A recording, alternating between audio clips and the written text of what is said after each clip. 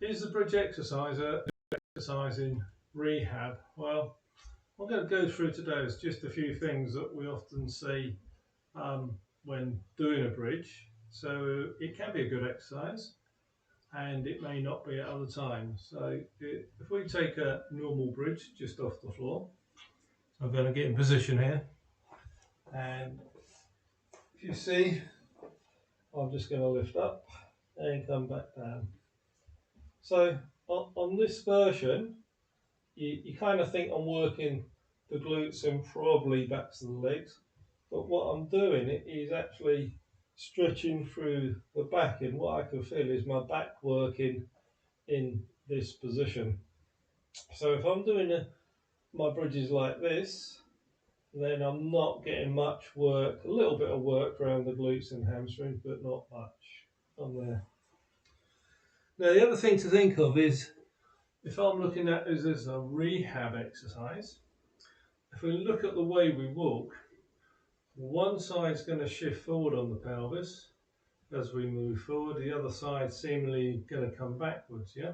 So we've got this reciprocal motion.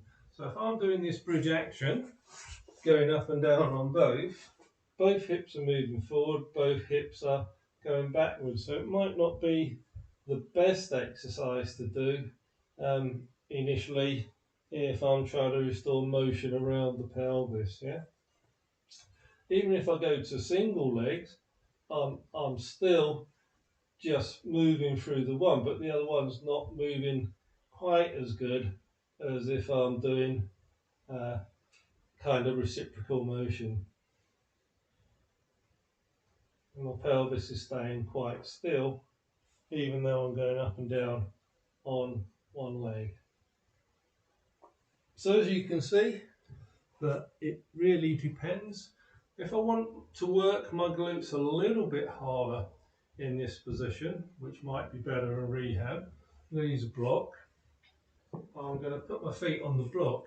So when I put my feet on the block, you can see my feet are going to be higher than my pelvis. So that puts a bit more effort on the hamstrings and glutes. And in this one, instead of lifting straight up, I'm going to roll my pelvis off the floor, so roll up here, and then just lift up a little bit, hold position. So now I can feel it more around the glutes and hamstrings rather than the lower back, and I can just hold it for time. So when we hold for time, we call it an isometric. So I can hold it up here. I might start off 10 seconds and we may build up to a 45-second hold and come back down again. Now if I wanted an exercise that was going to work me more in a better motion, more like when we were standing up, then probably a step up type action would be better. I'm just going to use 2 blocks for now. On there, so I'll grab this other block. So as you can see, I've got my block set up, and then I'm going to actually get a better motion as I come up and down on that pelvis. Yep. So if you've got a small chair, you can go up and down on there. It's a good exercise for working the glutes, and I'm getting motion around the pelvis. So this one may be a better option if I was looking at rehab, trying to get the pelvis working better. So it's not to say that the glute bridge on the floor is a bad exercise. It's just that in rehab we might find that a better exercise would give you more benefit initially than doing a lot of the glute bridges. So hopefully that's give you a little indication why we may not use a glute bridge.